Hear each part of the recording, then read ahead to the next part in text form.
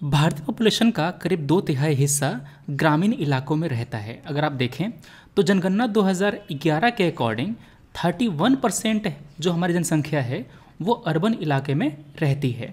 तो करीब करीब 69% जनसंख्या कहाँ रहती है? ग्रामीण इलाकों में। मोटा मोटी आप 2/3 लिख सकते हो, ठीक है ना। इसका यूज़ कर सकते हो आप ऐसे में या फिर GS2 GS3 के अपने क्वेश्चंस में। करीब करीब 31% जनसंख्या शहर में रहने के बावजूद 60% GDP का यही लोग कंट्रीब्यूट करते हैं। तो 2/3 जो GDP है वो हमारे शहरों से आता है। जो भी अर्बन पॉपुलेशन है उसका करीब 20% हिस्सा स्लम में रहता है। और SDG गोल 11 ये बात करता है सस्टेनेबल सिटीज़ को डेवलप करने की।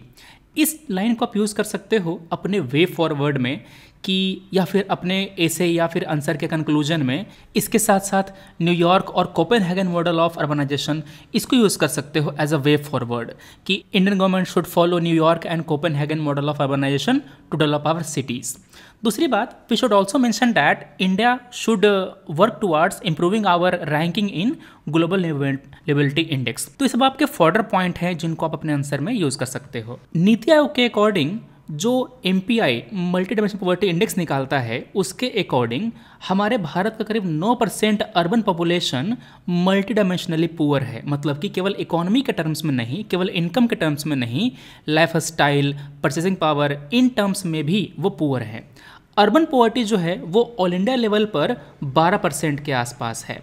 भारत में माइग्रेशन बहुत सारे कारणों से होता है। कई बार शादी ब्याह के चक्कर में माइग्रेशन होता है। फॉर एग्जांपल जो लड़कियां होती हैं शादी करके दूसरे शहर में माइग्रेट करती हैं। एक होता है माइग्रेशन जॉब के लिए और कई सारे और पर्पस भी हैं।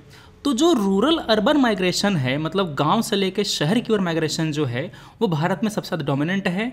टोटल माइग्रेशन का 4 आना मतलब कि 25% जो हिस्सा है वो रूरल अर्बन माइग्रेशन आता है। ये डाटा है NSO के सर्वे का। इस फैक्ट को यूज़ कर सकते हो आप तब जब आपसे सवाल पूछ रहा हो कि क्या क्या चैलेंजेस हैं आज के अर्बनाइजेशन के साथ।